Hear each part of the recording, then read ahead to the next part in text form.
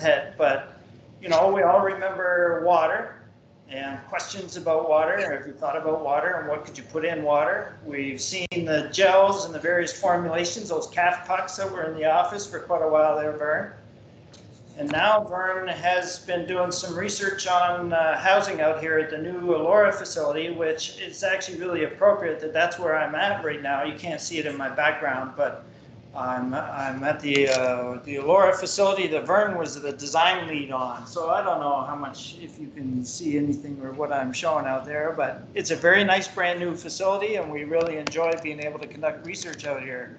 So Vern, I pass it over to you and your team. Angie Wilson is a PhD student who I'm on the advisory committee of, and so that's been a pleasure to work on that project. So Vern and team, go ahead. Okay, thanks so much, John, and good morning, everyone, and thank you very much for joining us on the last CNM seminar of the summer. We'll start again in September. So I guess the general theme is change the animal or change the box you put it in, and I'm going to give kind of a base introduction to myself and to basically how I think and how I come up with ideas. I really want to display and to show the department how fantastic our students are, basically through the environmental physiology and animal housing class that I have. And then I'm going to turn it over to my excellent PhD candidate, Angela, to talk about her research. And then we'll go into sort of an alternative delivery systems and then kind of a future scope on how I see potentially Ontario farms are in the future.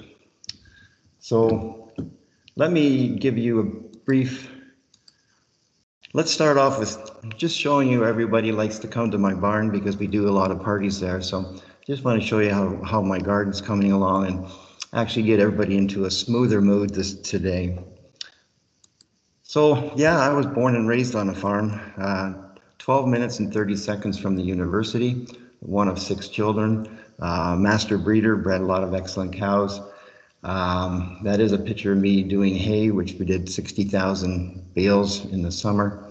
And did a lot of showing of cattle. That was called the Tambark Trail. So everybody can have a nice, funny picture with a nice little hat on it. I did a lot of coaching. I coached a lot of soccer teams. I coached a lot of hockey teams. I coached the under 21 provincial team, which is the top team, the top division that you can get in. I went to Ridgetown College. I did a lot of teaching in dairy, beef, and swine. Did a ton of extension events. That was involved a lot with student recruitment. I did a number of curriculum changes through there, and I basically retrofit or built all those facilities, the dairy, the beef, the swine, and actually the feed mill. I was tasked with computers in the classroom. I actually was on the initial committee when OMAF actually created their own web page back in the mid-'80s. And I also worked with computers in the classroom with the ex-president of the University of Guelph, Alistair Summerlee. And we did a lot of CETA projects as well around the world. Then I went to CMEX Canada.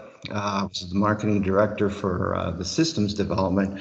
We actually created the genetic mating program, SireView, and a DRMS is called Dairy Records Management System. That's 1.5 million lines of Clipper code and C++ code. And the ProMate is still being utilized today. And of that, the ProMate, we did actually include, and this is in the early 90s, a genome component to it. And then we did a huge project in China as well. So just about me, because I see there's lots of young faculty that probably have no idea what that old guy does on the second floor. And this is a new term I thought, it's the universal thought of the day is what am I going to eat? And I think it's pretty privileged of us, the fact that we can actually, we're in a business where everybody thinks about us every day of the week. I don't think about buying a new shirt today, although I've worn my first collared shirt since March. So I thought, dress up for the occasion. The other one is food is a bowl full of value-added sunshine and flavored water. And I know John and Dave always I know Christoph Juan as well always say that I'm the water boy, and I think there's a movie about that. The other thing I like to do is be creative and innovative with the students and push them. And one of the sayings I like by Albert Einstein is that first the idea is not absurd, then there's no hope for it. So that's always good. And then the other one is I like is the best way to predict the future is to create it. But in my class, the best way to create the future is actually draw it.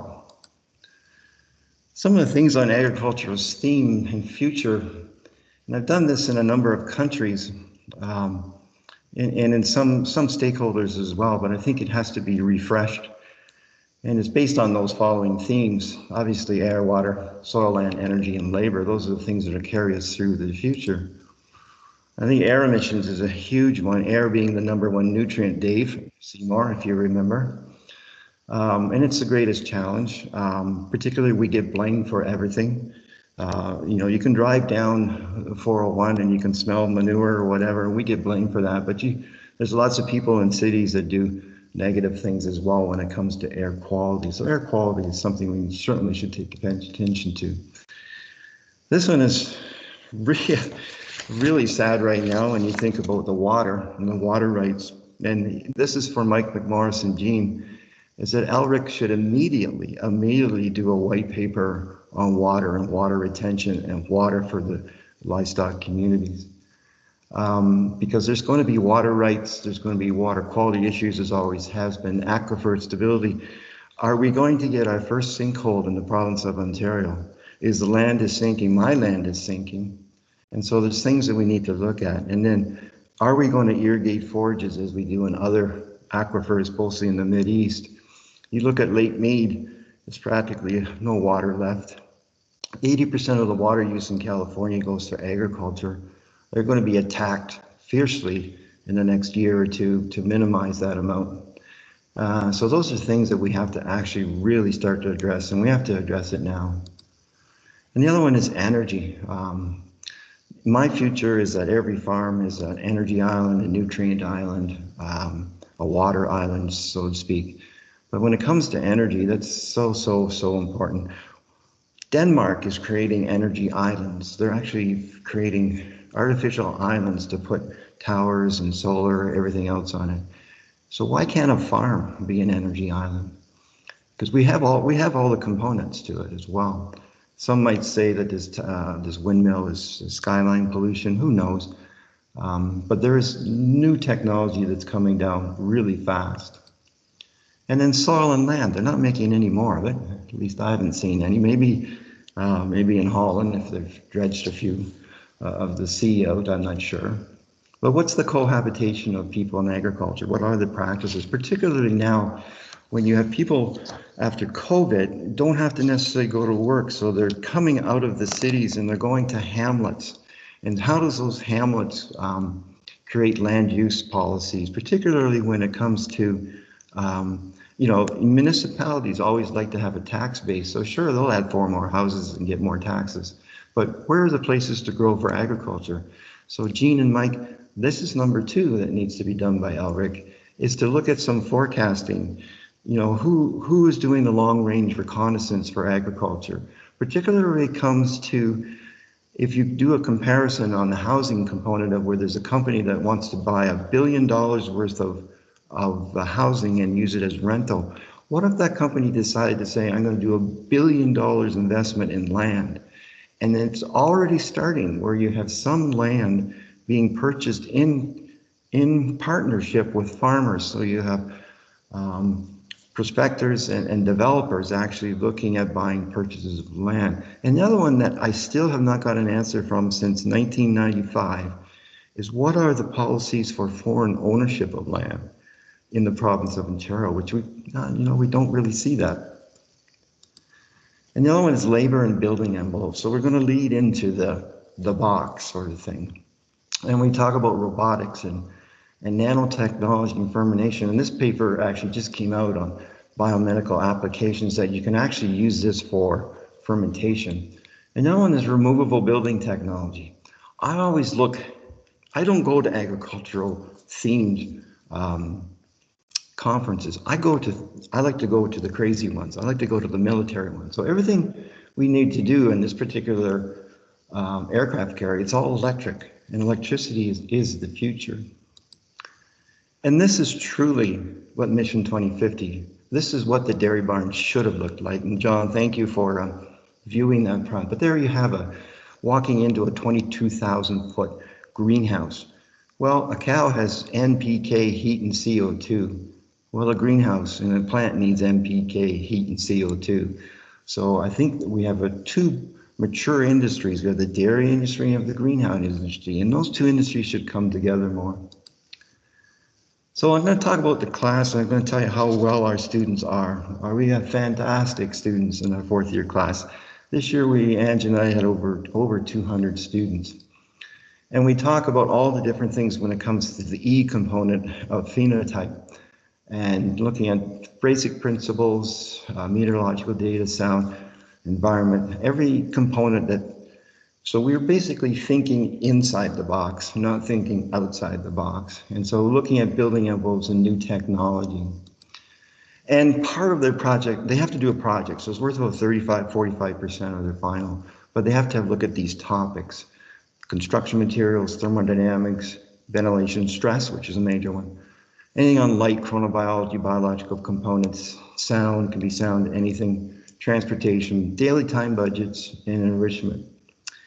Interesting thing that I found, and this is from our beloved nutritionists in the department, is there's three things that I found the fourth year students didn't quite know about. One, I would say 50% of them truly didn't know their intake.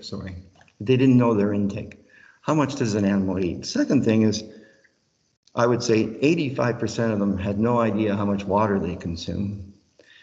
And 99.9% of them had no idea about elimination, how much they defecate or urinate. So I thought that was interesting.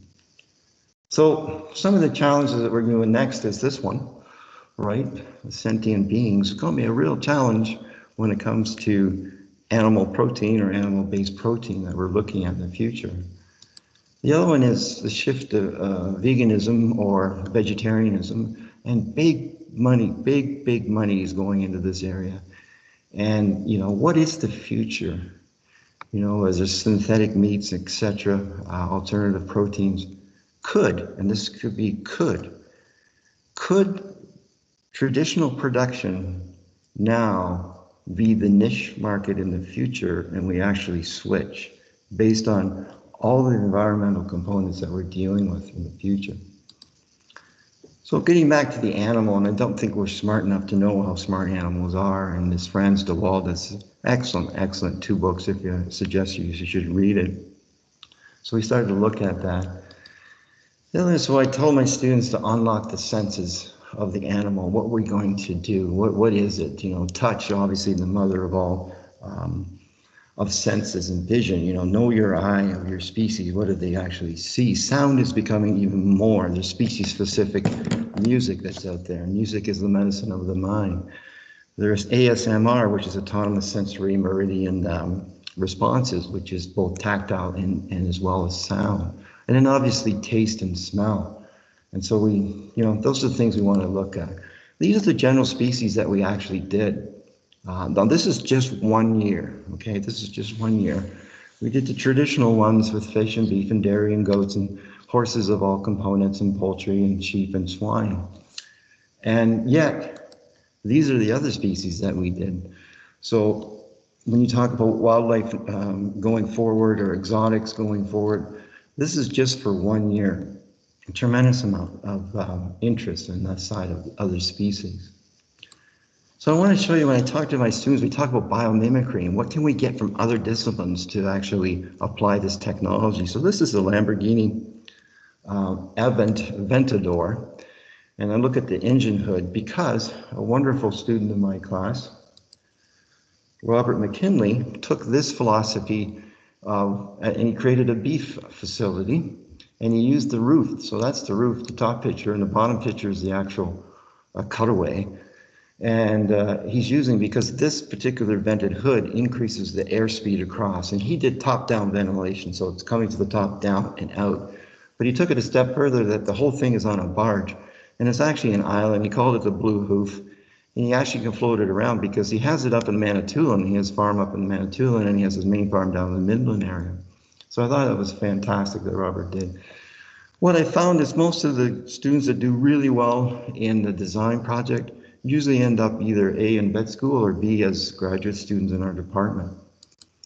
We also had Derek and Abby who created a circular barn. We used to call round barns, now they're geodesic domes, but this is a really fantastic facility what they did because it also has access to pasture, which in the future, everybody wants to have a barn that has a glass so people that drive by can actually see it, the animals. And this is really interesting because they've taken all the, it's a robotic facility. They've looked at all robotic feeding, but they put the cows on circular. So the theme this year was round or circular. These little pillars, we call them cribbage bullards. So if a cow is sick, we can just go around and place the bullards around them. And so we don't need to, cause her any undue stress. We also have a mud room or a porch where they can come in and out. That's the best way to cool the cows, from underneath, not from the top. They did an excellent job there. Then another young student, Peter Grass, who's a dairy farmer, also created a sort of a pentagon system here where he took all the really great components when it comes to development of the manure handling system and the robotic and brushes, and he made it into a circular system which has breathable glass as well. So interesting. This is actually a duck ponic, full of ducks with aquaponics as well, but it takes advantage of what they call the sawtooth design of the roof, which allows ventilation. It captures water and it captures solar as well. Fantastic job. Again, we've taken the roof off of this one. This is a circular for kids, for goat kids. Again, with the central theme of mechanisms in the middle, and then outwards is the play facilities. This is a round goat facility, which has a compost pack that has an auger that moves very slowly through and actually composts the bedding. And then we had some excellence with Connor McCorkin, Corkle and Lola Young, who I think Connor is now with Kate, and Lola is with Wendy. And this is EcoRest, which basically, instead of a 12 by 12 box stall you put them in, it has the capacity to open up into a larger facility, and it has all the different enrichments and enhancement when it comes to light. Fantastic job they did with that. We even had one with injured horses and started to keep it outside, so we'd be able to move around. It's almost like a Disneyland lineup system. And we can actually put chicanes in here so we can divert them so they can move, but they can't move fast enough. And we actually have our first Belgian mare milking facility as well, which was interesting. We also had transportation, so you have this equine trailer that actually you hook it on a truck and it goes down right to the ground and opens up into 4 box stalls. Fantastic job, and both of these students are in vet school, did this. And we even actually have drone technology for polar bears. We can actually deliver it by drone to sort of a safe havens that has an enrichment box for stranded polar bears. We also have the LAM rover, fantastic job. We looked at rover technology that we sent to Mars, and it allows them, and this is in the Scottish Highlands, because the students can pick a species and they can pick it anywhere in the world. They just have to know the geography and the meteorology of what's happening. Mostly to go to rescue lambs and ewes, but I thought it was pretty interesting. Again, around a chicken facility, really well done. And this one we actually, because humans aren't animals, this is a long-term care facility, and it's a kind of a system where the 4 pods have beds and everything in it, but they can be isolated, particularly if there's a breakout or anything. We actually did the library as well. So 2 things that humans love is watching fish and watching fires. And so we did this for the 2nd floor, and we also incorporated privacy furniture in it as well. So outstanding job that these students did.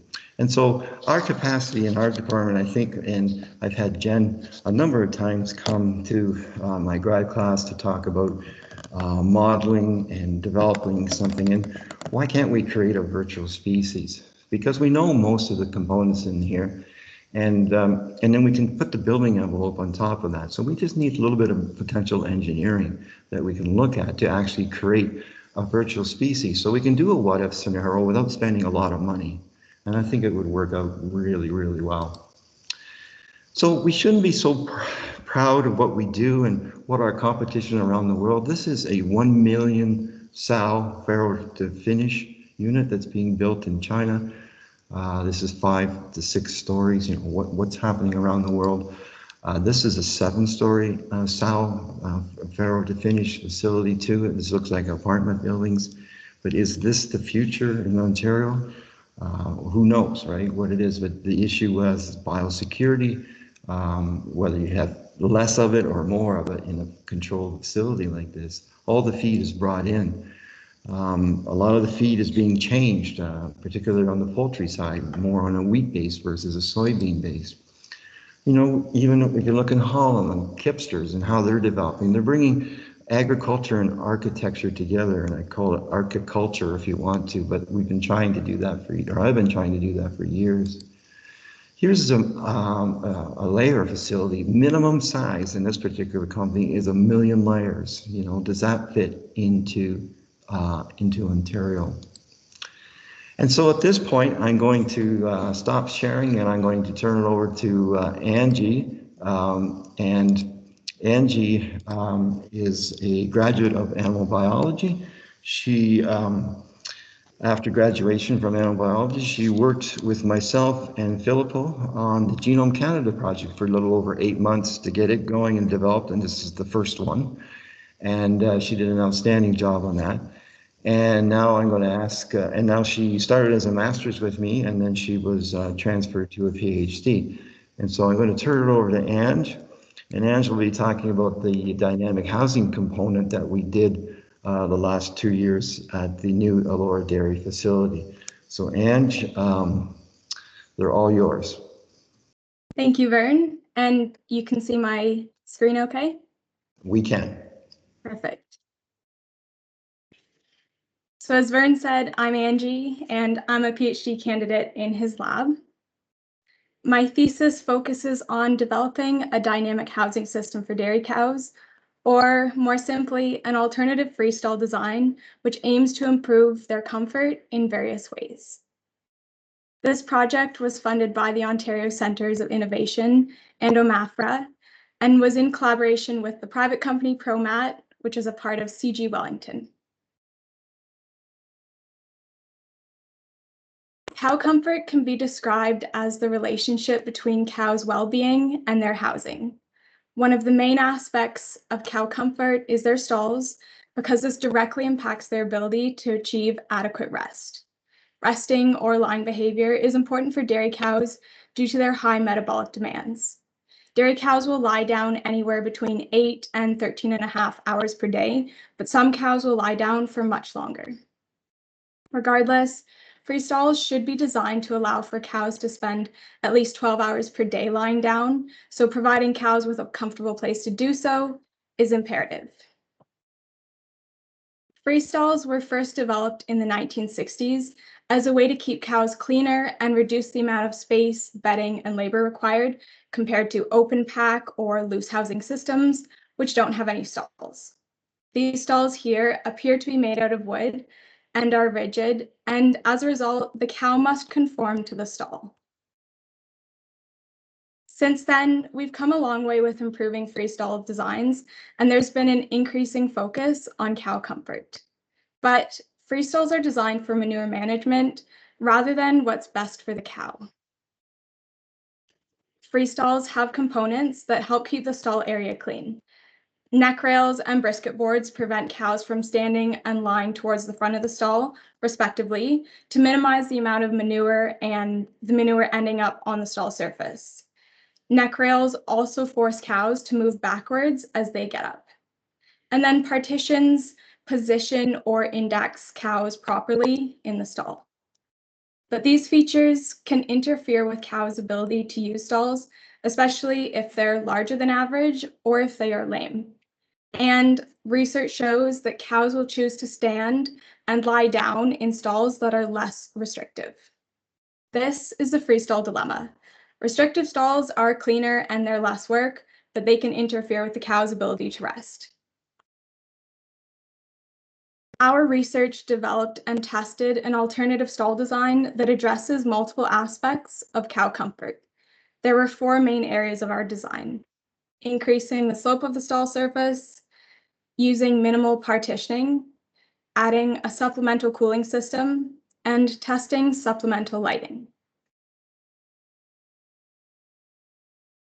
First, cows tend to lie with their anterior and dorsal sides uphill, so our idea was to use an increased slope to help guide their position in the stall. This would allow for less partitioning to be used, which would be more comfortable for the cow. The slope of the stall also helps with cleanliness by promoting drainage and bedding flow. For this experiment, we tested a standard slope at the research facility, which was 4.5%, against an increased slope of 9.3%, which is just over double that of the standard. We had 30 free stalls of each treatment, and 60 cows were divided into 2 groups. The cows switched back and forth between the slopes in a replicated crossover design with 4 7-day periods. And then after this comparison test, we ran a 5-day preference test where a subset of cows from the comparison test had free choice between stalls with a 4.5% slope and stalls with a 9.3% slope. If cows spent more time lying down in one treatment, that treatment was said to be preferred. We found that when housed in stalls with an increased slope, cows spent less time lying down, but this difference was about 1.6% of their total daily lying time. Cows laid down 0.5 times more per day, and these bouts were shorter in duration. We found there were no differences in cow cleanliness, and cows did not have a preference for either stall slope. Overall, their behavior was not negatively affected, and this allowed us to proceed with the next part, using less partitioning. This is a diagram of standard free stalls. They consisted of a large loop, and they had neck rails to prevent cows from standing at the front of the stall. In contrast, our novel stalls had a single bar at about shoulder height that was made out of a flexible plastic material, and it extended partway into the lying area. Since there wasn't a neck rail, we had a deterrent strap that ran along the center of the stalls to prevent cows from walking through. And this is what the 2 stall types looked like in practice. The experimental design was the same as the slope experiment, except for a couple of things. Instead of cow cleanliness, we looked at stall cleanliness. And the preference test was 6 days long, and on the last day, we looked at how long it took for cows to transition between standing and lying down. Specifically, we looked at how long cows spent assessing the stall surface before they laid down, and the duration of lying down and rising movements. These provide insight into how cows use stalls. So if cows are struggling or they're hesitant, the duration of these movements will be longer. We found that the lying time was also 12 minutes less per day in novel stalls, but this time they laid down 1 less time per day, and the duration of these bouts was greater. However, we found that the novel stalls were dirtier. This could have been because cows were able to lie further forward in the stalls due to no neck rail, but a large component was likely due to how cows used the stalls. We saw that cows walked along and stood sideways at the back of the stalls, which means that manure ends up on the stall surface rather than in the alleyway as intended. They were able to do this because the stall partitions extended only partway into the stall area. This also suggests that the stall surface was far more comfortable for cows to walk along and stand in than the rubber alley, which makes sense because rubber is a harder material and gets slippery when wet. The novel stalls were designed for a 15-foot platform, but we used the existing 17-foot wide platform. A narrower one likely would have been cleaner. And in the preference test, we found that the cows most recently housed in novel stalls had a clear preference, whereas cows most recently housed in standard stalls did not have an overall preference. And what I mean by most recently housed is that between the comparison test and the preference test, the cows continued to switch back and forth the stall types to ensure they had equal experience by the time of the preference test. So the cows that were in the novel stalls in the week preceding the preference test preferred novel stalls. The cows that were housed in standard stalls before the preference test didn't have an overall preference. We also found that cows lying down in novel stalls spent less time assessing the stall surface, and the lying down movement was shorter, suggesting that cows were less hesitant to lie down in novel stalls. In standard stalls, cows spent longer, likely because they had more visual interferences and things to navigate when lying down, including the neck rail, the upper and lower partition parts of the loop.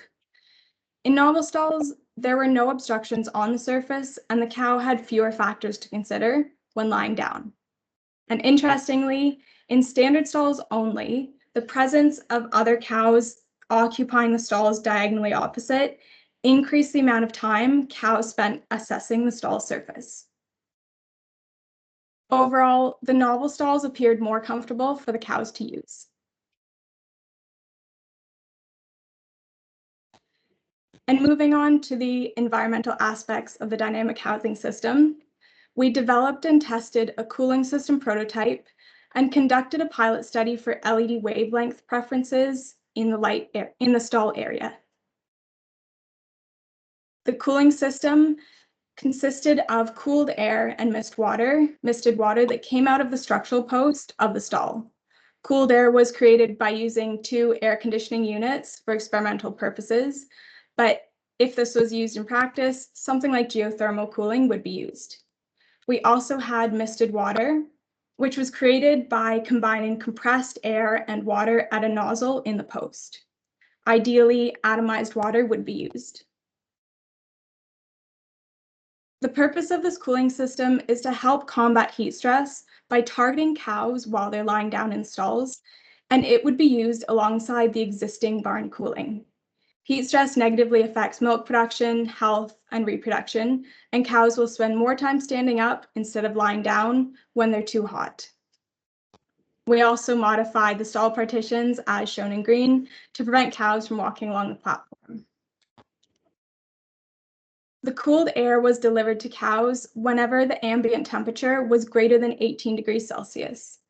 And we programmed the misted water to be on every 15 minutes on the hour from 9 a.m. to 7 p.m. This is what the setup looked like for half of the platform. The air conditioning units were kept outside of the pen, so in order to bring the cooled air into the pen and stalls, we used the yellow tube, which you can see part of there. It connected to the black tube, which fed down to the center of the stalls, and it fed up into each post. The air and the misted water came out of the posts where the blue arrow is. And this is what the misted water looked like.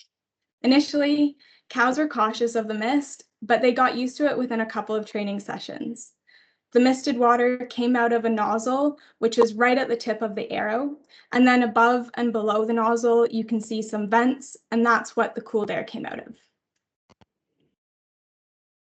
We didn't see a difference in daily lying time between treatments. However, during the testing period, the temperatures were relatively cool, and they didn't consistently reach the threshold that's known to cause heat stress in dairy cows. As a result, we need to test this under heat stress conditions, and some further modification of the system is required. We're looking at specific time periods throughout the day where the ambient temperatures were highest to see if the cooling system had any effect on lying behavior during those times. We also collected respiration rates, body temperatures, and thermal images, and we're looking at these data. Finally, we conducted a pilot study to see whether dairy cows had a preference for LED wavelengths in the stall area. We installed custom LED lights in the partitions so cows would receive light while lying down with the idea that eventually cows will have individualized or group level environments, and having lights in the stall area would allow for targeted lighting recipes. In our preference tests, each day had 3 periods. The dark period had no light and was from midnight to 4 a.m. Then during the daytime period, both the barn lights and the LED lights were on. And then from 8 p.m. to midnight, only the LED lights were on. We tested 3 combinations of light within 3 weeks. 14 cows had free access to 28 stalls, and we programmed the lights separately for each side of the platform. Halfway through the treatment period, the lights were switched on either side of the platform. And preference was based on the amount of time cows spent lying down under each light type. First, we tested white light versus no light to see whether having light close to their eyes would be aversive. And we found that cows did not have a preference, and the time of day didn't influence their choices.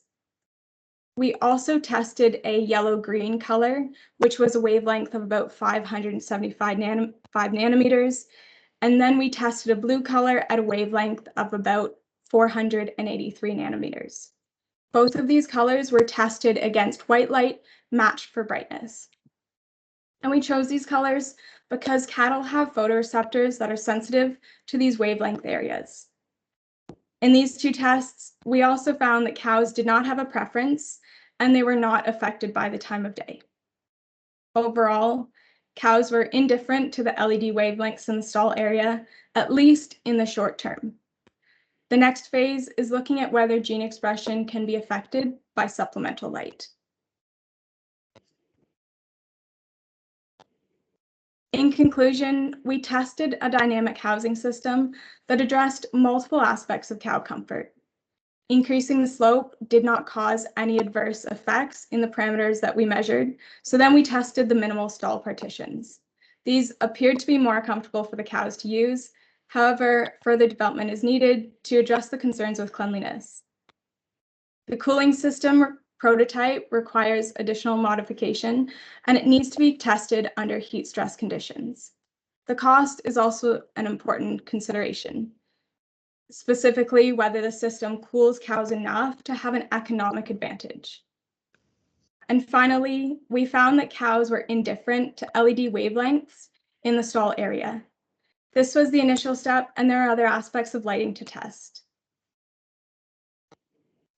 The development and testing of this dynamic housing system is an example of changing the box rather than changing the animal. And it supports that housing systems should consider the cow's perspective in addition to a management perspective. And finally, I would like to thank my committee and everyone else who helped with this project.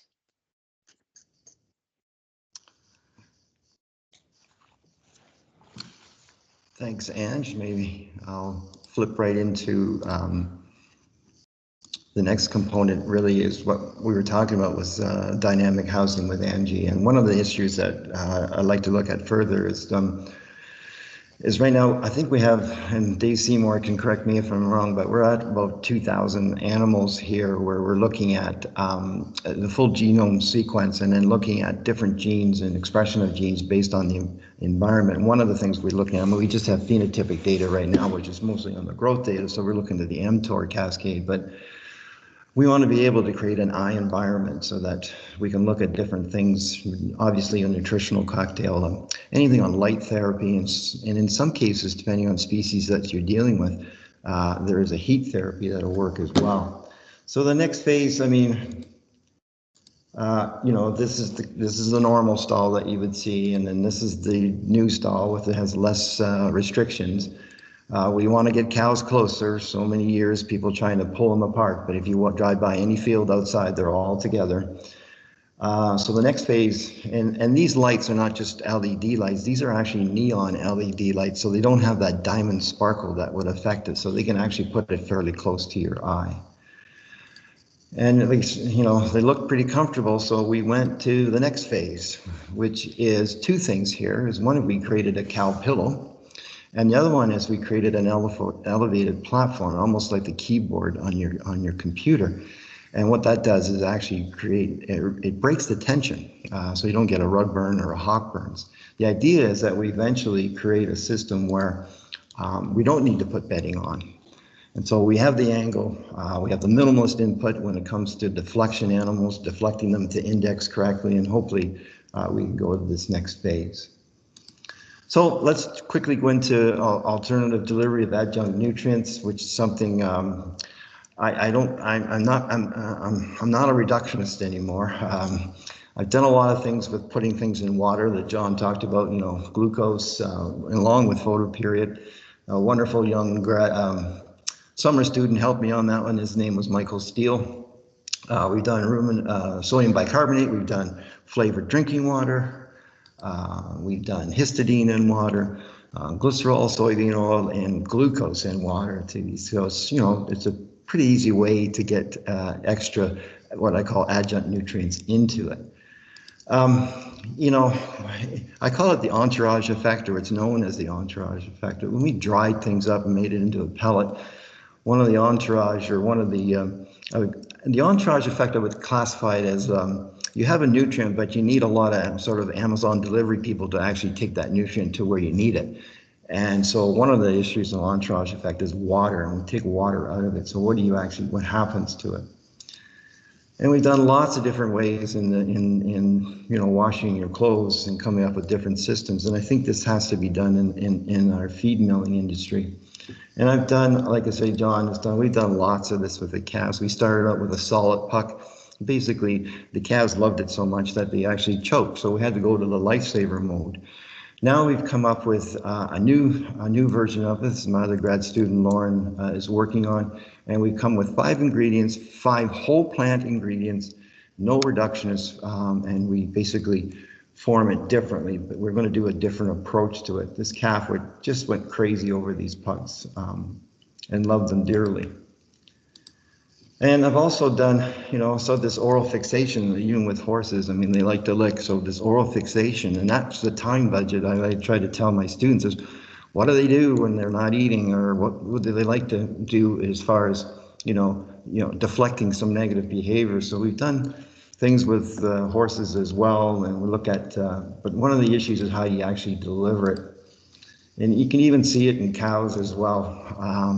How do I get this stuff into it? And so I basically gave up creating anything in water or creating a self puck or something to deliver it. And so what we are going to, and you can watch this animal just loves it, is we go into a water wand or a nutrient wand. This is 5 brushes, which allows the animal to actually put it in its mouth.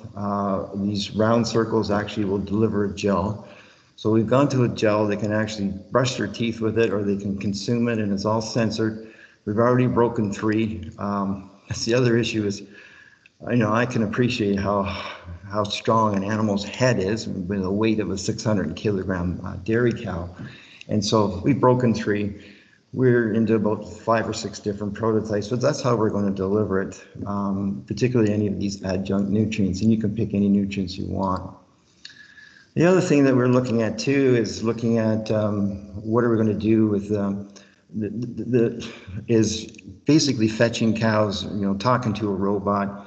We're looking at positive behavior where actually it's a flavor that gets sprayed to the cow, and the same flavor agent is in whatever pellet you want to put in the robot if you're doing it.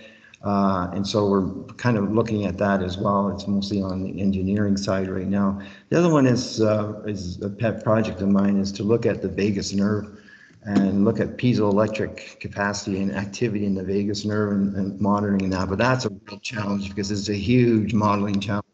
It's like 1 billion neurological inputs, and you got a cascade of A, B, C cords of cells, and which one is the one you want to go after. So that's interesting. We're also looking at in the robot we're going to go with the gels in the robot. We can use a calf feeders to actually create the gel if we want to. We're also looking at oxygen, delivering her oxygen as well within that robot. And you can actually attach a number of things to oxygen to actually use the lungs to breathe in a nutrient. So those are interesting things we're looking at. Now I want to get to the future farms one here. Really, and I'm going to go through here fairly quickly, but this is something that ever since I went to see my son in BC and saw the trees and the forest bathing out there, I guess I've become a tree hugger, I guess, in my old age. But anyhow, one of the things is the circular systems that we have to do and transform this. But this comes out from the engineers. Why aren't we doing this? We should be doing this. And so, decarbonization of the food supply, yeah, the inflection point has passed. What can we combine conservation and food systems to intervene and to help out? Buildings take a lot of energy and they take a lot of, and create a lot of greenhouse gases, even at the farm level. And, so what is the recipe? There's a thing called resilience design. Can we actually do it? Can we practice something that we can create these small fractals? And small fractals are just a repetition of different components of a facility. How do we handle flash floods and fires and snowstorms and downpours and everything else? How can we do that? Well, Canada is made a pretty bold commitment of returning 30% of the lands and waters back by the year, I think it's 2030.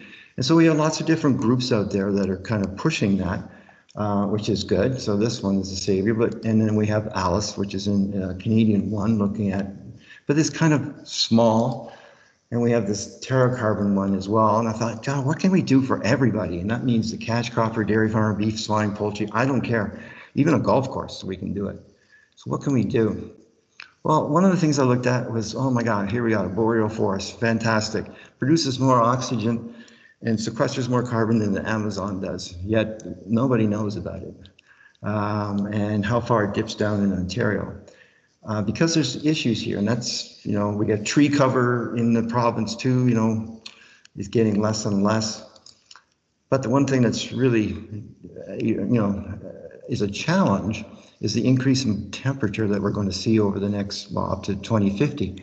And how's that going to affect growing things and water retention, etc. So then I start thinking about things, and I'm kind of out there. I think, well, what the heck does a A380 Airbus have to do with this? And I thought, well, first of all, it's huge. It's like I've been on it 2 or 3 times. It's about 800 people or so. It's better on the first floor than the second floor.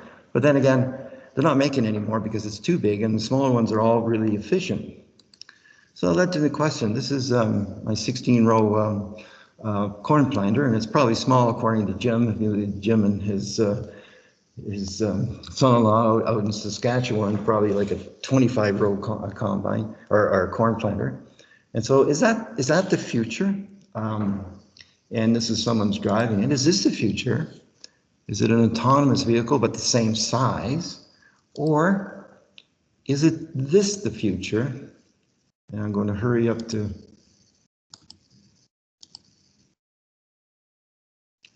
And where it is what we would classify this as swarm technology.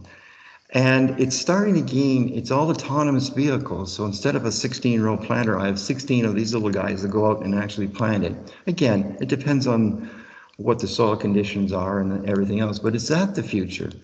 And so those are a couple of things that we have to really think about, because I think everything is going to be electric and autonomous. The size is going to be dependent on where we are in the province.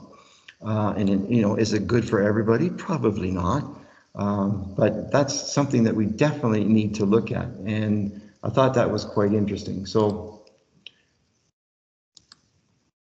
the other thing is, this is called ground scrapers. So instead of a skyscraper, it's a ground scraper. So if you have the land, it's basically taking a skyscraper and laying it down. But it has a tremendous amount of high performance building design. It has a tremendous amount of green roof technology, a tremendous amount of solar, both photovoltaic as well as thermal, emission, carbon capture, et cetera, et cetera. Gee, where did I see a ground scraper before? Oh, I don't know. This one looked like a ground scraper. This is the dairy facility. Look at that roof, Every half inch is 300,000 liters of water. What can I do with that water? What can I do for that energy? Like, to me, in the future, every building envelope has to generate as much income as whatever's housed inside, and something we could certainly look at. And so what we want to do is we want to model a what-if scenarios. So a lot of this we can do from our offices. Look at who's ever identified what the field size should be in the province of Ontario based on this swarm technology, right? And what's the commodity? One of the things we looked at is the property and the fence lines and the fence row. Can we create a manicured fence row? Can we then offset some of this 30% challenge that were dictated by the government by the year 2030, right? How can we incorporate building designs, whether it's for animals or equipment, on this facility? What happens to that fourth rotation? Could I get corn, wheat, and soy and something else to that? And in a seeded biodiversity, can I create a manicured field or a manicured fence row with bees? The students have already created this future beehive for me for this project. And then obviously we have to look at the economics of this in general practice. So we did some preliminary in South Bruce County and Bruce County, and looked at some of the current situations. We got a amount of brush, amount of fence rows, watershed field, and things like that. So that's just a start on what we want to look at into the future. Even on my home farm, we have the circumference and the area, and could I put that towards 30% if I come up with the proper manicure of what we actually need, and what are the varieties, what are the heirloom varieties, what kind of grasses or what kind of trees do we put in, what kind of bushes that we put in, etc. And the other option is, could I put a manicured fence row down the line, particularly the swarm technology that allows it to easily be harvested? So those are some of the questions we have to answer. And really, could I turn Southern Ontario into a bocage, this is in France? Is this a feasible thing to do in parts of Ontario? I think it is. To me, there's no marginal land in the province of Ontario, so we don't know what to do with it. We're not creative enough. And so could we actually create this? And this bocage is something I think we could easily do in Ontario, in parts of Ontario for sure. And whether it's, a trellised manicured fence row, yes, okay, it's Star Trekian. We already have the drones that can spray. We already have drones all over the place. So it's something we should definitely take a look at in a what-if scenario. It's easy to do. And the other thing is, what do we do with those forages if we grow a fourth rotation or we have to harvest? We have solar solar canopies that we have to look at, etc. If the trees get too big and the crop doesn't grow, whatever. But there's just lots of things we can look at, future products for plants. And this is rubisco, which is the biggest enzyme in the world. It's the first enzyme for photosynthesis. And we should be harvesting this, because if you harvest the grass with it, you actually capture the carbon, because then the carbon doesn't get released back into the environment with decay. But that's definitely one thing you can certainly look at. The other one, which is really interesting to me, is this is out of the institute in, oh my God, I can't remember, it escapes me right now, in California, where they're looking at capturing different plant products and actually turning into silicon carbide or in carbon fiber, which is another name for it. And so what we can actually do, one of this, artificial wood, artificial lumber, which is the price of lumber these days. So those are some of the things we look at. So part of the biosphere group, we call them the BGs group. Definitely there's myself and Jen when she clones herself. I think she'd probably do it faster than anybody else. John and Tom Wright. John is my partner in crime. He's the John Lennon of the Lennon and McCartney. And Tom keeps me grounded. Fantastic on the economic side. I'm sure he will add to it. Barry will look at modeling of both oxygen capture and CO2 capture, as well as the visco. And Narish is going to tell us what kind of trees we can plant, what kind of bushes, etc. Paul's going to tell us if we do anything good as far as carbon sequester for soil quality. And then John Phillips, who's in the Haptic Lab, is going to work at the 3D printing of this silicon carbide or some other components. So I'm going to bring that to the end. I think Mike's not on here, but this is a party at my place when this COVID thing is over. well, or when we can get together, we can even get the GMOs to come and play. So that and again, thanks everyone for being with us today. And I hope everybody's well, and we'll probably take any questions now if anybody has any.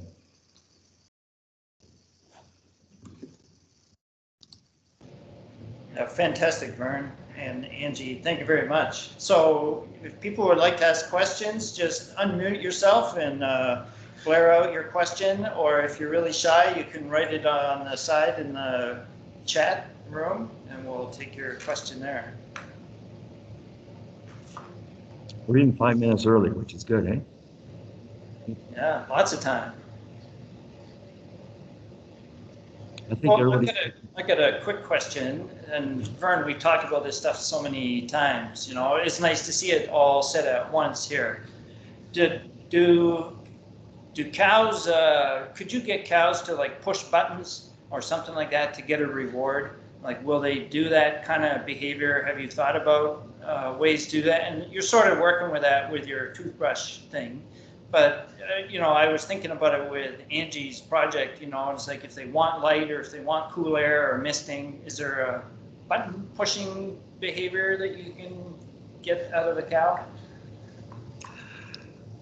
Well, cows are pretty smart. They can unlock themselves and get out of pens and gates and things like that. So I don't see why they couldn't push buttons for an award, some type of positive reward. I think they would actually, John. I think they would. And I think one of the issues is that, you know, we try to cool everything. That's why we put the cooling and make it centric, because you don't need to cool the entire barn. You just need to cool the cow and the area that she's in, right? Because it costs a lot of money to cool the entire barn, but maybe if you can just get it zoned, and that's the future: is zoning, cooling, heating, letting animals decide by themselves if they want to. And cows can be taught to use motivation testing, which is a sort of stronger version of preference testing, and they'll push a gate. They can be trained for that sort of thing. So I think it would be absolutely no problem, especially if it was a positive reward.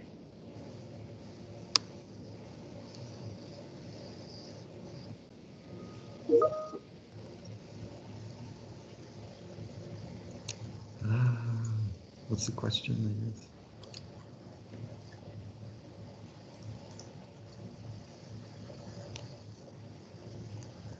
I think so.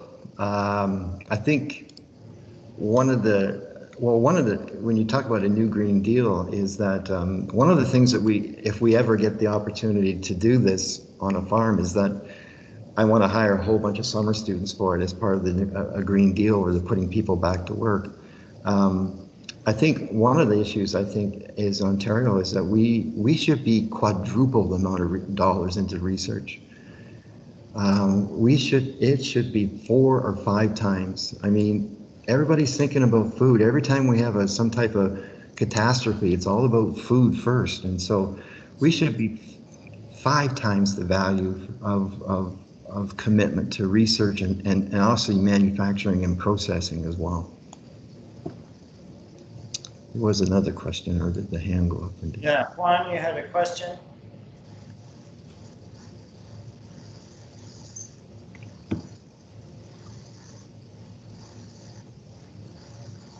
Maybe not.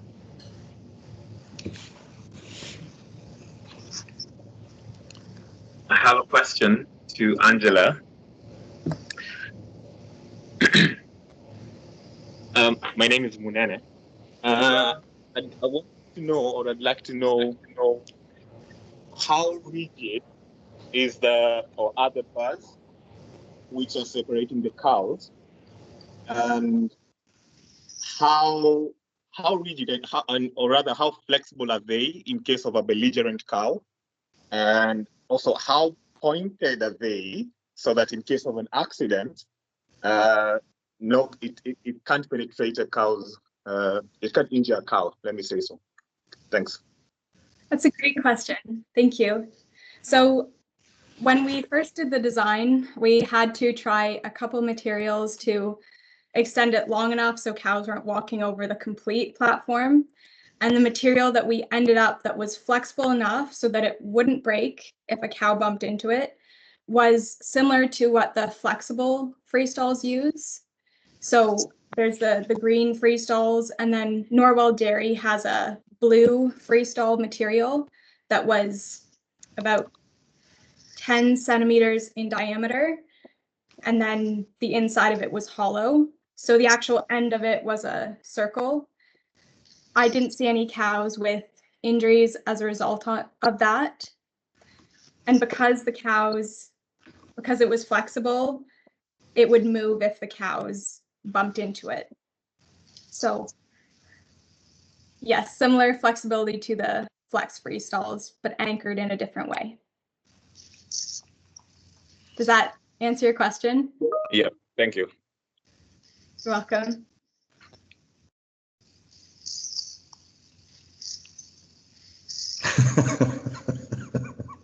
Christine.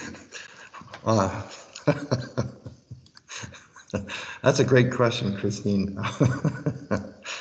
I think if they get more of them, maybe. So instead of 16, they might have 24. How's that?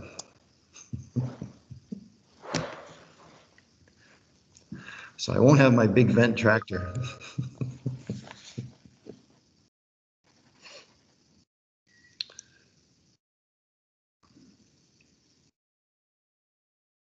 Well, we all know Vern and Angie well, so I will say, we're at the 12:30 here, but, anytime you have questions, in a few months, we'll be back in the office building, and so you can drop by and see Vern.